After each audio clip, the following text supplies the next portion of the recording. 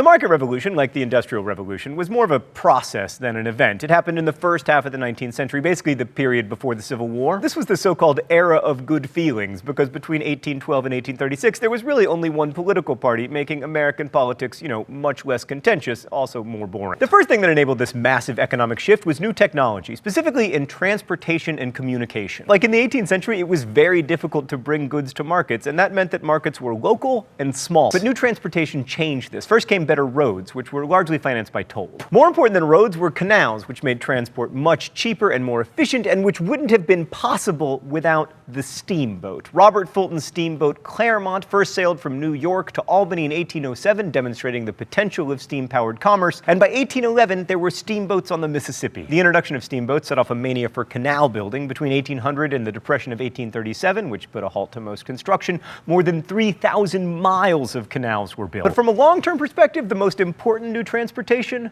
Railroads. The first commercial railroad, the Baltimore and Ohio, was begun in 1828, and by 1860 there were more than 30,000 miles of rails in the United States. And on the communication side, we got the telegraph, so no longer would Andrew Jackson fight battles 2 weeks after the end of a war. And this brings up something really important about the growth of American capitalism.